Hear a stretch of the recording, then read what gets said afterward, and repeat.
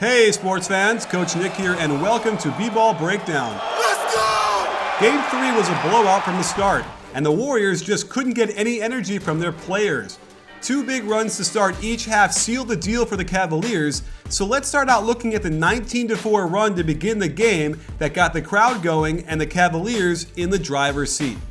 The Warriors' best action is the low post split where Curry passes to Bogut, then screens at the elbow for Clay. This is virtually unstoppable when run right. However, you can see right off the bat that the Warriors were completely out of sync. Rather than use the Curry screen, Clay decides to use a flare screen from Barnes, but this action doesn't work since Draymond is in the way on the weak side wing. I would have preferred to see Bogut pitch the ball to Barnes going around and attacking the open side of the floor. Instead, the pass to Green results in a contested 32-footer with 6 seconds on the clock. This was a chance for Draymond to attack a closeout with the open left side, but he doesn't engage LeBron. The Warriors' other bread and butter is the drag screen from Draymond for Curry. This gets Kyrie way out of position and an open look from 3, but Jefferson does step up to close the gap, perhaps faster than Kevin Love could ever do it, but Curry gets right by him and Kyrie whacks him on the arm, no call. Also, while Bogut is setting the screen to the three-point line, his man is helping on Curry. This should have been a cut by Bogut to the rim. Another example of the offense being completely out of sync. The Cavaliers come down and we find Curry playing good defense to prevent the swing to Kyrie. So the Cavs run a beautiful action out of the triangle offense. Line pick that gets Kyrie an open jumper from 17. More execution issues that don't seem to be the result of better defense. Barnes should be setting his pin down lower to get Clay more clearance when he catches at the three-point line. With the sideline so close, JR can contest this nicely, but this is an air ball on a decent look at the hoop. Very strange. Curry almost saves the day, but then is careless with the pass, throwing it too far ahead of Clay and allowing Kyrie to deflect it.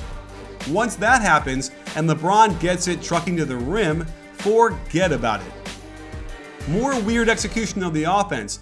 I'm not familiar with the Warriors action where Clay passes to the top, then follows that pass above Draymond over to the right guard spot. More confusion as Barnes wants to feed the post, Bogut wants him to pass it right back to Clay, and then Bogut wants the ball, but Clay wants a screen. Another good look for Clay who bricks it, and Draymond gets caught with his hand in the cookie jar. Here's a strange set where the Cavs set simultaneous pin downs on opposite sides of the court. Unless LeBron is a rabbit, there is no way he's seeing both of these actions. This becomes very stagnant, but when Jefferson clears out the left side, Kyrie is able to use a swim move to get Curry out of the way, and LeBron hits him with a nice pass from the back door. Here's motion into horns, but again their spacing is off, and this time it's due to increased physicality of the defense. This screen by Draymond should be at the right elbow, but he was slow getting to the spot. And if we go back, you'll see Kyrie getting very physical with Curry, to the point of holding him both around the back and by his arm. They run high post entry from horns, and normally you would see Barnes set the second of a double staggered pin down for Curry, but he cuts through to the hoop. Curry had gotten a step on the back door, but there's no room to pass it to him because of Barnes' cut. Jefferson gives him a little shot as he goes by, and I was surprised Curry doesn't cut right back to the right side looking for the shot. Instead, Clay gets the ball, and off the double team, when he could have helped a teammate get an open shot, he just drops the ball out of bounds. Getting a taste of their own medicine, Thompson is allowed to set a very moving ball screen that erases Curry. Now watch the awesome toe tap footwork to simulate a jump shot, then cross over into the middle. Every young player needs this move in their bag of tricks. Draymond mistakenly helps one pass away off the corner, easy pass, easy shot. Next, Curry initiates, and this action is a designed slip screen by Draymond. This was going to be a dribble pitch to Clay, but he opts to go back door. Good recovery by J.R. Smith, so Curry beats Kyrie cleanly to the hoop. This completely off-target pass ends up finding Bogut for a "look what I found" dunk. Here's another chance for the Warriors to run a low post split with Barnes and Curry, but Curry doesn't use the screen, and I don't understand this decision. That said, Barnes fakes like he's setting the screen and gets the backdoor cut anyway. On the rotation, he finds Bogut for the nifty fadeaway hook. If you want to get your shooter open, have him set a back screen first. We've seen countless times where Curry has done this for open shots, and when they get the switch, it was a perfect chance for him to take LeBron by popping out for the ball. But instead, Curry backdoors out of the play. They try to find him in the corner, but well defended by LeBron, and on this cut, he had a chance to break right back towards the ball for another chance to attack, but simply disengages. Good effort by Kyrie to stick with Klay, who takes the tough jumper with Kyrie in his face. Here's more curious offense by the Cavs. With Thompson setting his step-up screen with the low post and corner filled, there is simply nowhere for LeBron to go.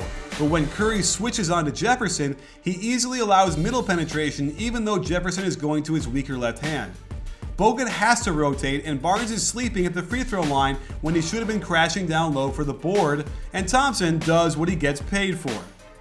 To give you an idea of how off the Warriors were, Klay gets a shooting foul on a nice curl, and yet inexplicably misses 2 free throws, then gets an open look from 3, but rushes it a little and can't hit.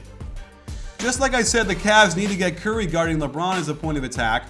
The opposite is also true for the Warriors, yet Curry does a crossover and just lets it drift over to J.R. Smith, who pounces on it, and the rest of the Warriors do a bad job sprinting back, allowing LeBron the easy dunk.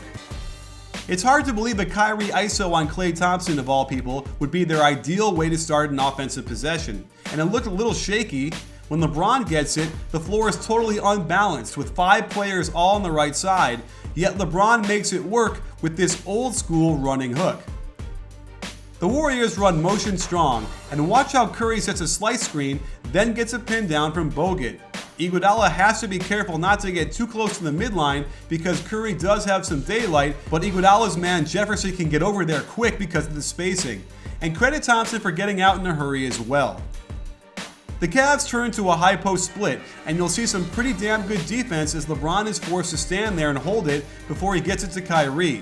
It's still pretty stagnant, but check out the slightest bit of a hesitation gets Curry jumping in the air, and once you give up middle penetration, it's usually over from there.